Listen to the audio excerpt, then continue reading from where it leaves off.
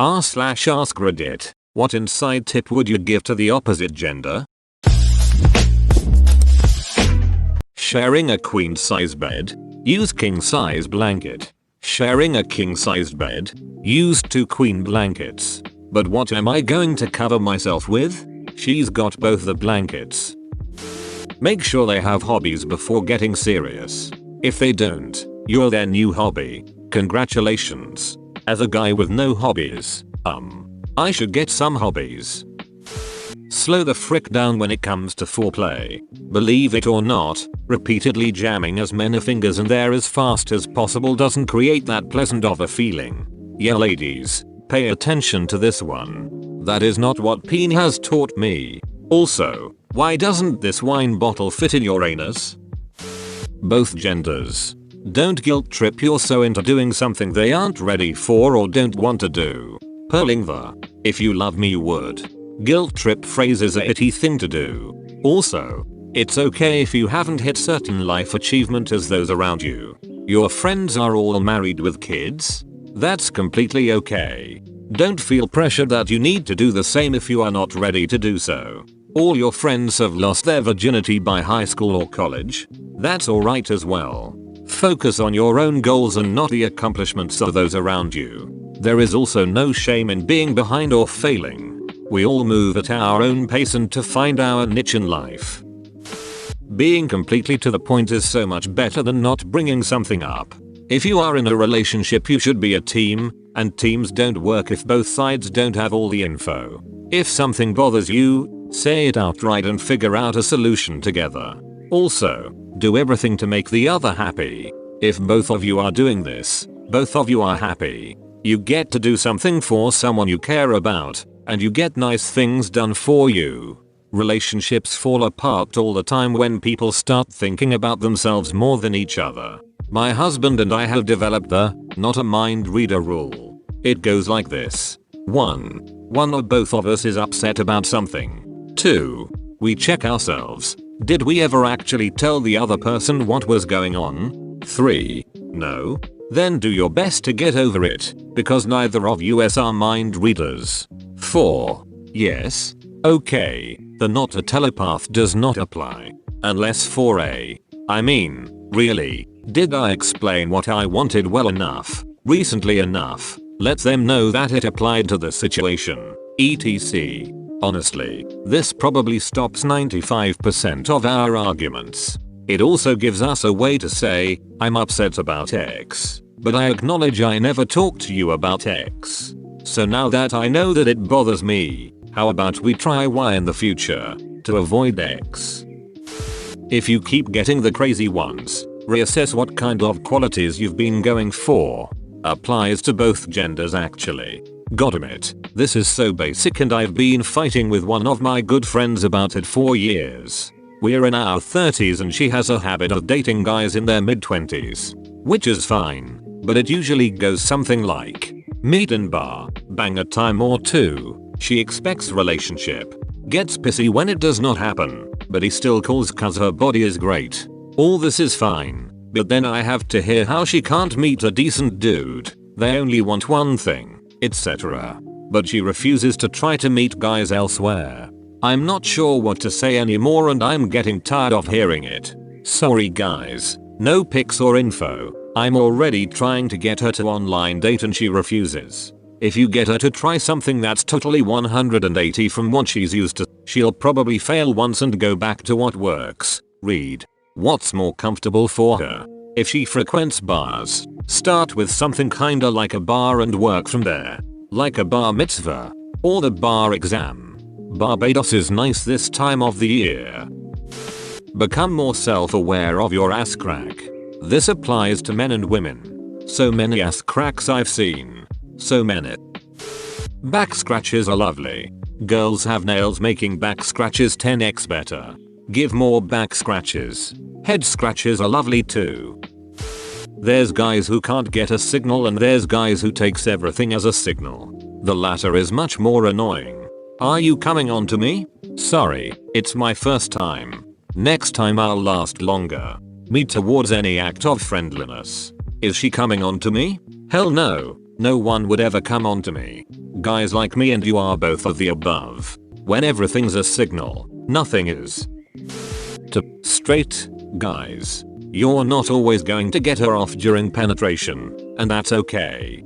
Don't measure the success of PIVX by whether or not she orgasms. A lot of women can't orgasm from penetration alone.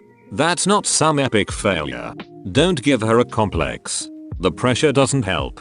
Stop thinking of orgasms as something you need to give her. Most women know how to get themselves off. Give them the space to get it themselves or teach you how, and don't get all freaked out if that means something other than her just pistoning up and down on your dong. It's very possible the way she gets off isn't something that's going to get you off. 2. No big deal. The clit is not always something we want played with. It's a very sensitive place. I know culture has been harping on this whole find the clit and fricking assault that thing crusade for years and years, but some women prefer not to have it jabbed like the fricking A button on an Xbox controller. Ease your way to it. Start slightly above or to the side. Or just ask. To girls, ask properly. About anything. We answer straight when we are asked properly, most of the time, and it'll lessen the headaches for both parties. Ladies, half the time your hints do not compute and 98% of the time leave you annoyed and as guys confused. Dunno about opposite gender, but as a gay guy I feel like I should tell straight men.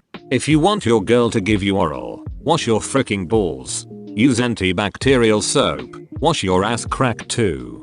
She can smell it all while in the general area. Don't be afraid. It's just an ass. Washing it won't make you gay or effeminate. Get all up in the crotch and crack really good. I have heard one too many straight guys say something really dumb like I just assume water and soap drip down in there. No. Scrub. Every day. If you don't smell fresh, nobody's going down there. Whether or not you're going to have aches, everyone should wash their ass crack every time they bathe. The best part of taking a shower is spraying water up your asshole and then doing a handstand eruption. That's like the number one purpose.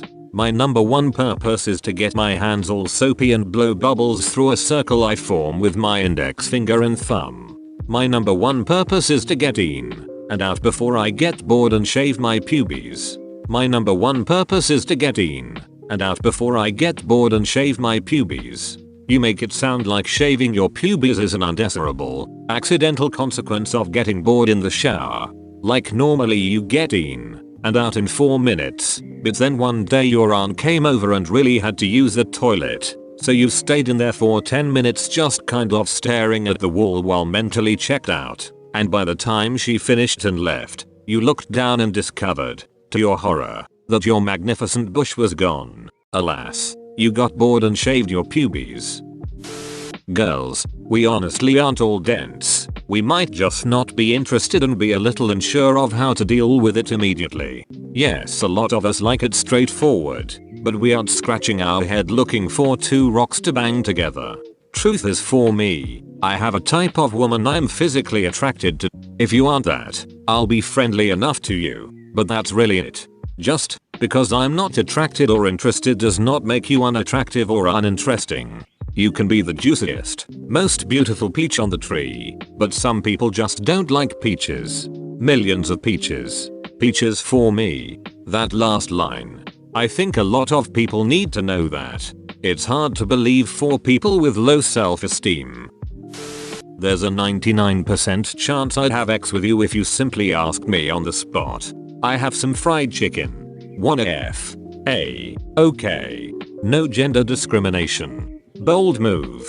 I think we both know that's a dude. With Reddit, as with glory holes, it's always a dude. I, a man, have discussed this with my female friends. They were shocked when they realized my threshold for who I would have sex with is a lot lower than who I would date. Basically, I would have sex with any woman with most of her limbs who weighs less than 250 or so pounds. That is it. She could be an active Nazi, but I would frick her. To date someone, I have a much longer list of traits I am looking for. When you ask us what we're thinking about and we say nothing, 99% of the time we mean it. Come on, what's wrong? You can tell me. What are you really thinking about? What I'm really thinking about is how you're getting on my nerves because you keep asking me what I'm thinking about. Right? Whatever's right in front of me is what I'm thinking about. Except the ridiculousness that lies in there. Sheep clown with a slinky body for instance. I dated a girl that asked this it all the time and I always answered what I was thinking deep down. Me watching the football game. Huh? What's wrong? What are you thinking about? Me. That they should recruit monks and ninjas to play. Or, me sitting there after X. Huh? Everything okay? What are you thinking about? Me. They should add adamantium chainsaws to Doctor Doom. She never knew how to respond. Congrats, you've made it to the end. You're a beast. Like and subscribe for more r/AskReddit content. It's free, so why not just do it?